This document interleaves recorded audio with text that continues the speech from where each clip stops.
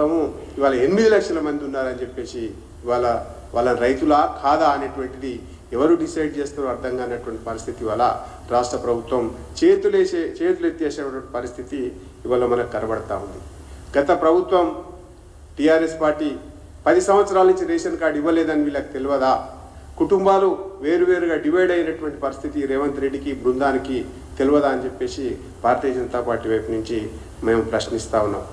బడ్జెట్లో కూడా 40,000 కోట్ల ప్రొవిజన్ పెట్టి క్యాబినెట్ డెసిషన్లో 31,000 కోట్లను పెట్టేసి ఇప్పుడు చివరిగా రుణమాఫీ 3 దఫాల 17,900 కోట్లకే సరిపుచ్చేదైతుందో ఇంతకంటే మోసం, ఇంతకంటే అబద్ధం ఇవాళ కాంగ్రెస్ పార్టీ రేవంత్ రెడ్డి బృందం చేస్తున్నటువంటి విషయం మరొకటి ఉండదని చెప్పేసి ఈ సందర్భంగా తెలియజేస్తా ఉన్నాం. అందులో భాగంగానే భారతీయ జనతా పార్టీ మీద పార్లమెంట్ ఎన్నికలలో అన్ని రకాలుగా అబద్ధపు ప్రచారాలు చేసిండు రేవంత్ రెడ్డి పిసిసి అధ్యక్షుడిగా. ముఖ్యంగా కొత్తగూడెం బహిరంగ సభలో మాట్లాడుతూ భారతీయ జనతా పార్టీ గెలిస్తే మోడీ గారి ప్రభుత్వం కనుక ఢిల్లీలో అధికారంలోకి వస్తే ఖచ్చితంగా రాజ్యాంగాన్ని మారుస్తుంది, ఎస్సీ ఎస్టీ బీసీ రిజర్వేషన్లను రద్దు చేస్తుందని చెప్పేసి గొంతెత్తి అరిచినటువంటి విషయం మీ అందరికి కూడా గుర్తుంటుంది. కానీ దాని విషయంలో మేము భారతీయ జనతా పార్టీగా రేవంత్ రెడ్డి పైన క్రిమినల్ డిఫర్మేషన్ కేసుని ఫైల్ చేయడం జరిగింది. ఈ కేసు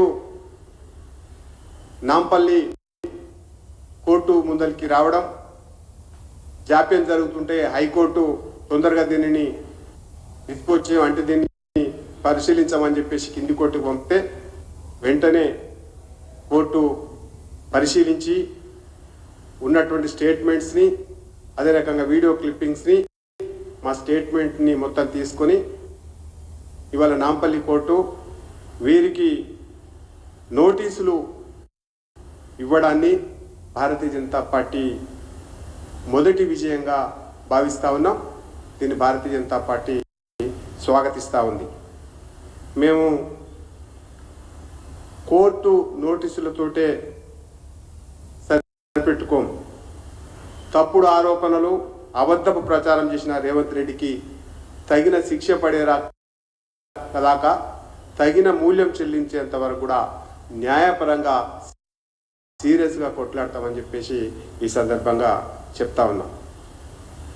గత పార్లమెంట్ ఎన్నికల్లో ఖచ్చితంగా భారతీయ జనతా పార్టీ గెలుస్తుంది, గెలుపు ఖాయమని చెప్పేసి కాంగ్రెస్ పార్టీ భావించి కాంగ్రెస్ పార్టీ అడ్రస్ గల్లంత అయ్యే పరిస్థితి కనపడతా ఉందని చెప్పేసి రాష్ట్ర ముఖ్యమంత్రి, ఇప్పుడున్నటువంటి ముఖ్యమంత్రి, అప్పుడు పిసిసి ప్రెసిడెంట్ కుట్రదారుగా ఉద్దేశపూర్వకంగా దురుద్దేశపూరితంగా బీజేపీ పైన భయంకరమైనటువంటి దుష్ప్రచారాన్ని చేసినటువంటి విషయం కూడా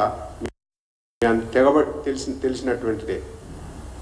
ఎస్సీ ఎస్టీ బీసీ రిజర్వేషన్స్ మొత్తం కూడా రద్దు చేస్తారు భారతీయ జనతా పార్టీ అధికారంలో వస్తే అని చెప్పేసి విస్తృతంగా ప్రచారం చేసినాడు.